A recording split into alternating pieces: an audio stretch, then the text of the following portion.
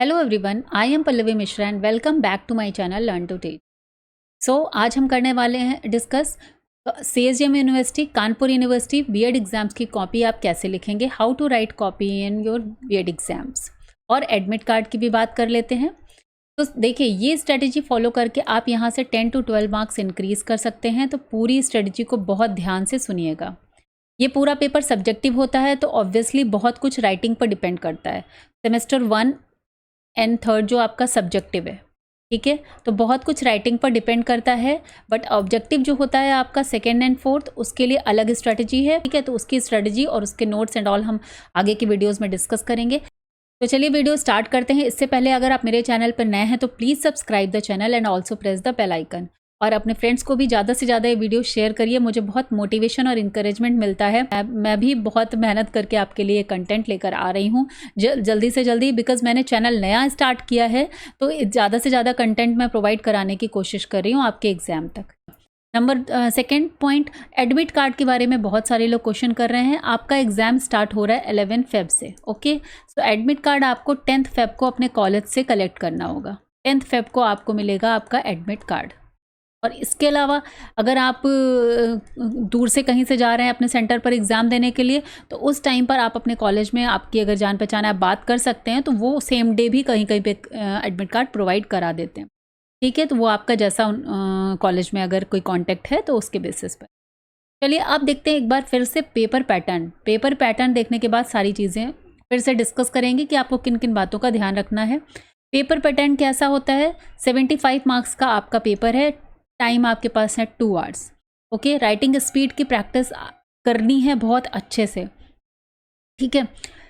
इसके बाद आता है सेक्शन ए। सेक्शन ए का ऑल कंपलसरी होते हैं क्वेश्चंस, और उसका क्वेश्चन नंबर होता है फर्स्ट, और उसके अंदर ABCDEFGHI करके टोटल 9 क्वेश्चंस यहाँ पर होते हैं, ठीक है, ऑफ 5 मार्क्स। नेक्स्ट आते हैं हम लोग सेक्शन बी। इसके बाद आता है आपका सेक्शन बी। सिंस ये फर्स्ट क्वेश्चन था, अब यहाँ पर सेक्शन बी में आपके क्वेश्चन नंबर्स होते हैं 2, 3, 4 एंड 5, और इन चारों क्वेश्चंस में से आपको सिर्फ एक क्वेश्चन अटेम्प्ट करना होता है, ठीक है। वो होता है आपका 15 मार्क्स का। इसके बाद आता है आपका सेक्शन सी। अगेंस्ट यहाँ पर होते हैं 6, 7, 8, 9, 4 क्वेश्चंस होते हैं। उसमें से फिर आपको केवल एक ही क्वेश्चन अटेम्प्ट करना होता है, और आपका क्वेश्चन होता, पेपर में का मार्क्स होता है क्वेश्चन का 15, ठीक है। तो 45 मार्क्स के ये वाले हो गए आपके, और 30 मार्क्स का ये, और टोटल हो गया आपका 75 मार्क्स, ठीक है। सिंस ये एक सब्जेक्टिव पेपर है, तो आप ऐसा नहीं होप कर सकते कि एग्जामिनर आपको 5 में 5 देने वाला है, ठीक है। वो एक आपकी कॉपी के इम्प्रेशन से के थ्रू एक इम्प्रेशन बना लेता है, और वो एक एवरेज मार्किंग सारे क्वेश्चंस में करने लगता है, ठीक है। तो बहुत इंपॉर्टेंट होता है कि आप अपनी कॉपी का प्रेजेंटेशन कैसे करेंगे। सबसे पहले जो सबसे इम्पॉर्टेंट बात है वो है रीच 20 मिनट्स बिफोर। आपका जो एग्ज़ाम टाइम है उससे 20 मिनट पहले आपको एग्ज़ाम सेंटर पहुंच जाना है। बिल्कुल इस बात को ध्यान रखिएगा। ऐसा नहीं है, कई बच्चे होते हैं बिल्कुल लास्ट में पहुंचते हैं, कई तो कॉपी डिस्ट्रीब्यूशन के बाद पहुंचते हैं, ठीक है, which is not good, specially for semester 1 जिनको पहली बार पेपर देना है, उनके लिए बिल्कुल भी सही नहीं है। सिंस आप पहली बार एक्सपीरियंस लेंगे, थोड़ा एग्ज़ाम का प्रेशर भी होता है, और साथ में चीज़ें जो है समझने में थोड़ा टाइम लगता है। तो आप 20 मिनट्स पहले पहुंचेंगे, क्योंकि जो आपकी आंसर शीट होती है, ठीक है, उसमें फर्स्ट पेज में जो इन्फॉर्मेशन फिल करनी होती है, इसमें आपको सर्कल बना के अपना रोल नंबर, कॉलेज का name, centre, means total 10 minutes का टाइम चाहिए आपको इस चीज़ को फिल करने के लिए, ओके। अब अगर 2 आवर्स में ही आप इस 10 मिनट का कॉपी फिलअप का भी टाइम लगा देंगे, तब तो आपके पास टाइम और कम हो जाएगा इस पूरे पेपर को अटेम्प्ट करने के लिए। पूरा पेपर अटेम्प्ट करना इसलिए ज़रूरी है क्योंकि ऑब्वियसली अगर आप क्वेश्चन लिखेंगे तो एग्जामिनर 5 में डिपेंड ऑन योर कंटेंट 1, 2, 3 कुछ तो मार्क्स देकर ही जाएगा, लेकिन अगर आप लिखेंगे ही नहीं तो उसके पास मार्क्स देने का ऑप्शन ही नहीं है। क्लियर? तो इसीलिए बार बार कहा जाता है कि पूरे क्वेश्चन अटेम्प्ट करने हैं, पूरे क्वेश्चन अटेम्प्ट करने हैं। क्लियर? तो 10 मिनट का टाइम आप कॉपी फिलिंग के लिए रखेंगे। बहुत केयरफुली अपना रोल नंबर एंड ऑल देख लेंगे। ऐसा नहीं कि गलत कर दिया, बाद में वाइटनर ले रहे हैं और उसको वाइटनर लगा के वापस से फिल कर रहे हैं, और इन सब में बहुत टाइम वेस्ट होता है, तो ऐसा बिल्कुल भी नहीं करना है, ठीक है। उसके बाद सेकेंड पॉइंट है कि जैसे ही आपको कॉपी मिलती है, आप में कॉपी में एक साइड पर मार्जिन बना होता है, आपको दूसरे साइड पर स्केल से और पेन, ब्लैक पेन ले लीजिए और उससे पूरी कॉपी पे मार्जिन बना लीजिए। अप्रॉक्सीमेट 25-26 पेजेस होते हैं, ठीक है। एग्जैक्ट नंबर मुझे नहीं याद है इस समय। तो आपको सारी कॉपी में कम से कम 20 पेज तक तो आप मार्जिन बना लीजिए अगर आपको टाइम मिल रहा है, ठीक है। और अगर बिल्कुल ही टाइम नहीं मिल रहा है कि एकदम 2 घंटे हो गए, तो आप ऐसा करेंगे, इतना छोड़ छोड़ के लिख देंगे, फिर एकदम कॉर्नर कॉर्नर तक मत जाके लिखिएगा, ठीक है। जितना मार्जिन इतना है अंदाज से उतना मार्जिन अंदर छोड़ के बीच में लिख देंगे। क्लियर हो गया। नेक्स्ट है क्वेश्चन, जो मैंने पॉइंट बताया, अटेम्प्ट ऑल क्वेश्चन, ओके।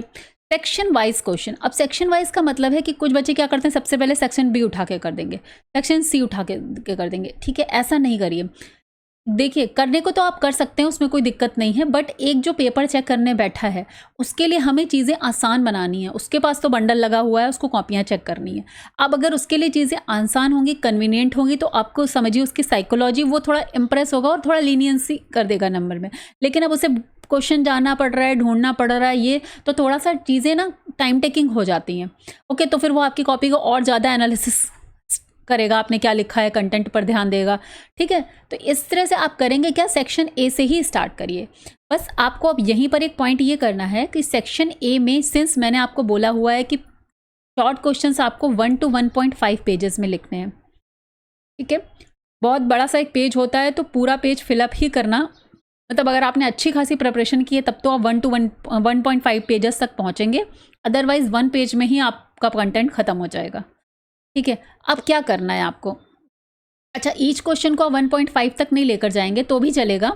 तो करना क्या है कि इन 9 क्वेश्चंस में जो आपको 2 से 3 क्वेश्चन, कोई भी 2 और 3 क्वेश्चंस, ठीक है, जो अच्छे से आते हैं, ओके, उसको आप पहले अटेम्प्ट करिए।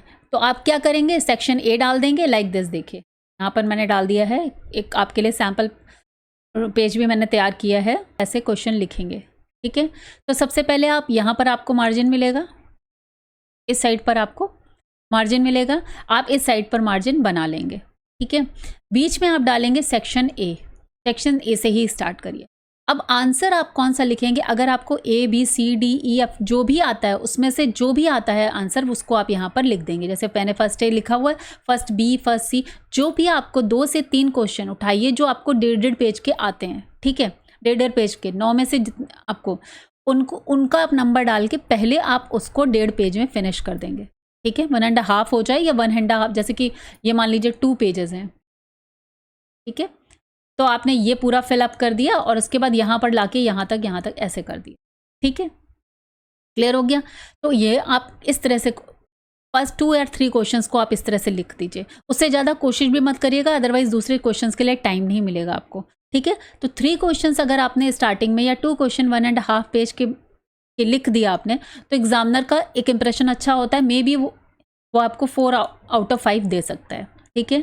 और जब उसने 4 आउट ऑफ 5 दे दिया, उसका एक ट्रेंड बन गया कि उसने स्टार्टिंग के 3 क्वेश्चन में 4 और 5 दे दिया है, उसके बाद वो सीधे आपको हर क्वेश्चन में वैसे ही, मतलब 4 देगा या 3.5 देगा, उससे कम नहीं देगा, ठीक है। तो ये एक इम्प्रेस करने का तरीका है। अगर आपने पहले ही क्वेश्चन 1 पेज के लिखे, तो may be he will give you 3 out of 5, फिर 3 आउट ऑफ 5, 3 आउट ऑफ 5, एक क्या बोलते हैं ना उसको, एवरेज मार्किंग पूरे क्वेश्चंस की वो कर देते हैं, ठीक है। तो इसलिए आपको एक बात ये ध्यान रखना है जो बहुत इंपॉर्टेंट है।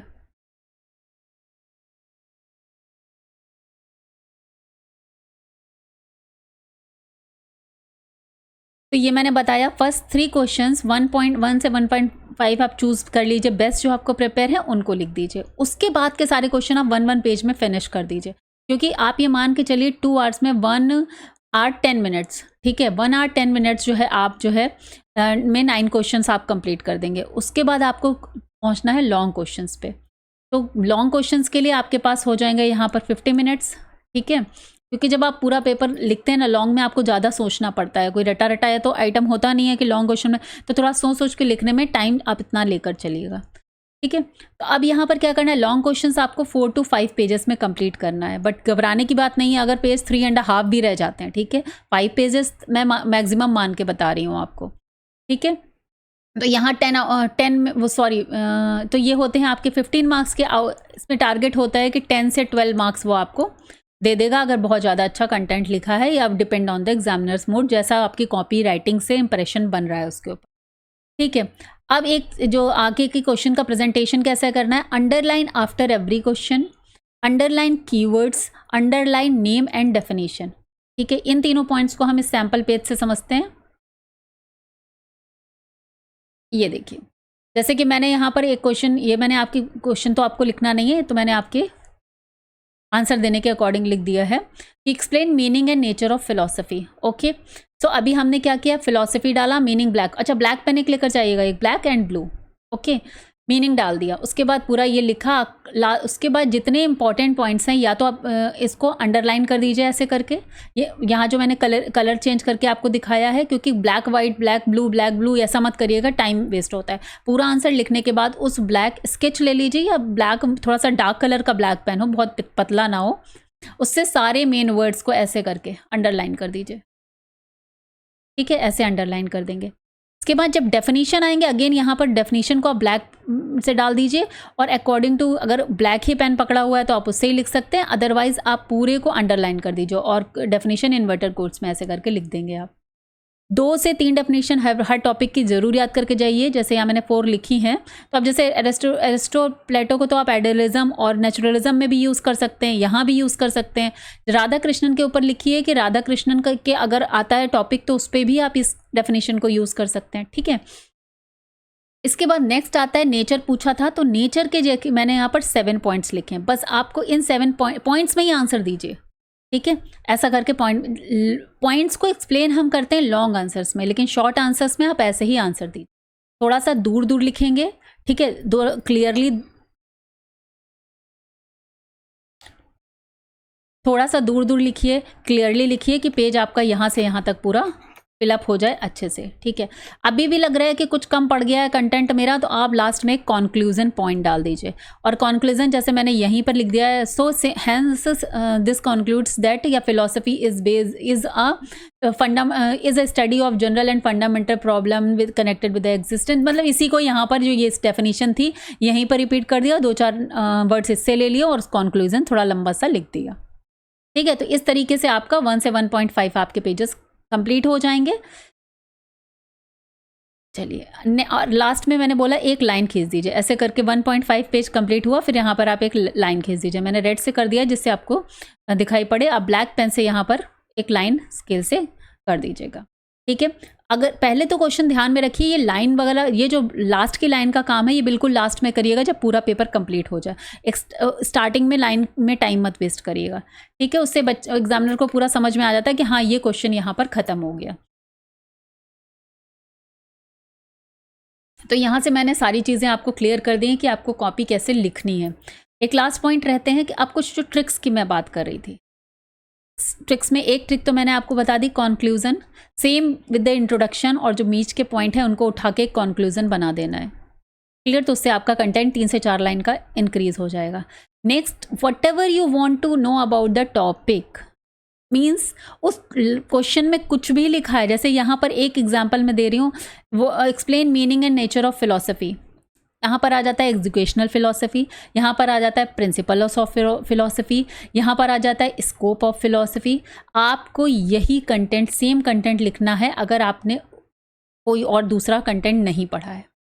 ठीक है ना, बस चेंज कर देना स्कोप, नेचर की जगह आप डाल देंगे स्कोप। ओके, अगर प्रिंसिपल्स पूछा तो ये प्रिंसिपल्स डाल दिया, कंटेंट चेंज कर दिया, लैंग्वेज चेंज कर दी, और हमारा काम हो गया। फिलॉसफी का यूज़ एजुकेशन में कैसा होता है, अगर ये आ जाए फिर इसमें हम थोड़ा सा पहले तो इंट्रोडक्शन दे देंगे, डेफिनेशंस दे देंगे, फिर यहाँ से एजुकेशनल इम्प्लीमेशन यहीं पर डाल दिया, एजुकेशनल इम्प्लीकेशंस, और उसके बाद वापस यहाँ से इस पॉइंट्स को एक्सप्लेन कर दिया in the context of education. Clear, ये सारा मैं इसलिए बता रही हूँ कि इस तरह से माइंड सेट पूरा आप करके जाइएगा। और लास्ट ट्रिक ये है कि learn points and facts about the topic. सिर्फ इस समय आप टाइम नहीं बचा आपके पास कि आप बड़ा बड़ा कंटेंट लर्न करें, आप सिर्फ मेन पॉइंट्स लर्न कर लीजिए। ठीक है, बहुत सारे क्वेश्चंस के पॉइंट मैंने यहाँ पर बताए हुए हैं, क्वेश्चन जो आपको कराए हुए हैं कि कैसे आपको वो पॉइंट्स आपके दूसरे क्वेश्चंस में भी एप्लीकेबल हैं। जहाँ भी आपको उस टॉपिक से रिलेटेड कुछ भी मिलता है, आप वो सारे फैक्ट्स या पॉइंट्स उठा के वहाँ पर डाल सकते हैं।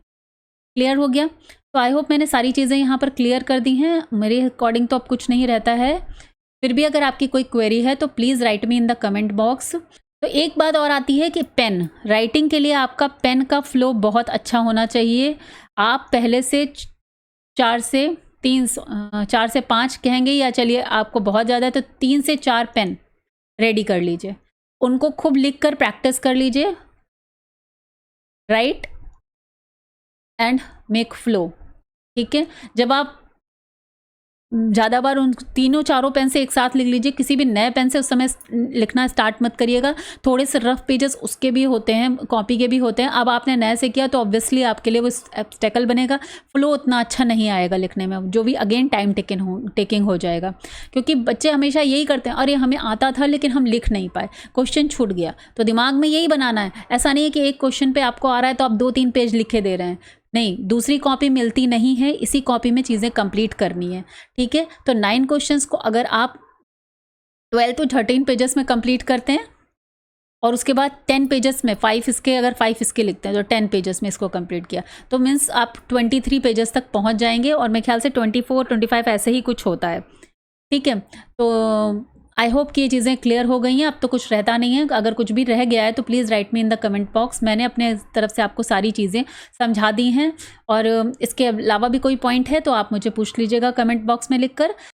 और हाँ, साथ में आपको PYQs ज़रूर सॉल्व कर लेने हैं। PYQ पूरे तैयार कर लीजिएगा। 23-24 मीन्स लास्ट ईयर का मैंने अपलोड किया हुआ है पूरा पेपर वाइज, और 24 का मैंने पेपर अपलोड किया है, और 22-23 दिस मीन्स 23 के जो क्वेश्चंस हैं, शॉर्ट क्वेश्चंस, मैंने ऑलमोस्ट सारे ही करा दिए हैं, और जो बचे हैं मैं आगे करवा दूंगी, ठीक है। तो ये क्वेश्चन पेपर तो आप ज़रूर करके जाइएगा, यहाँ से बहुत कुछ यहीं से रिपीट होता है, ठीक है। And please follow my channel. अगर आपने सब्सक्राइब नहीं किया तो please subscribe the channel and also press the bell icon so that you will get the notifications for upcoming videos. चलिए मिलते हैं नेक्स्ट वीडियो में। Till then bye bye, thank you.